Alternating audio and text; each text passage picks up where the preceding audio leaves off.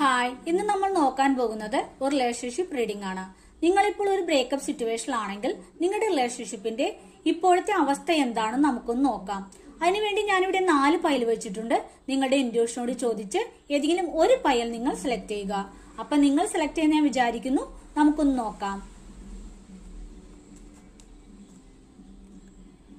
നിങ്ങൾ ആദ്യത്തെ പൈലാണ് സെലക്ട് ചെയ്തെങ്കിൽ നിങ്ങൾ സ്നേഹിക്കുന്ന വ്യക്തിക്ക് ഇപ്പോൾ നിങ്ങളോടുള്ളത് ഒരു പാഷൻ മാത്രമാണ്. പക്ഷെ അതിലൊരു സ്ഥിരതയില്ലായ്മ കാണുന്നു.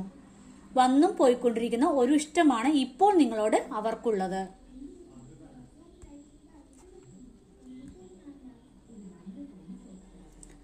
ഇനി നിങ്ങൾ രണ്ടാമത്തെ പൈലാണ് സെലക്ട് ചെയ്തെങ്കിൽ നിങ്ങൾ റിലേഷൻഷിപ്പ് പരസ്പരം നഷ്ടപ്പെടുത്തിയതാണ്. ഇപ്പോൾ അതിൽ രണ്ടുപേരും ഒരുപോലെ ദുഃഖിക്കുന്നു. രണ്ടുപേരും ഇതിൽ നിന്ന് മൂവ് ഓൺ ചെയ്യാൻ ശ്രമിക്കുന്നതായിട്ടാണ് കാണുന്നത്.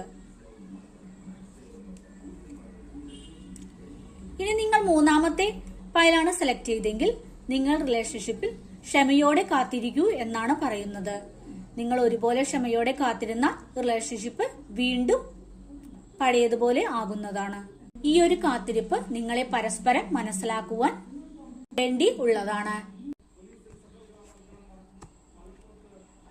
ഇനി നിങ്ങൾ നാലാമത്തെ പൈലാണ് സെലക്ട് ചെയ്തെങ്കിൽ ഈ റിലേഷൻഷിപ്പ് ഇപ്പോൾ നിലനിന്നു പോകുവാൻ വേണ്ടത് ഓപ്പൺ ആയിട്ടുള്ള ഒരു കമ്മ്യൂണിക്കേഷൻ ആണ്. സത്യസന്ധമായ ഒരു കമ്മ്യൂണിക്കേഷൻ ആണ് നിങ്ങൾക്കിടയിൽ ഇപ്പോൾ വേണ്ടത്.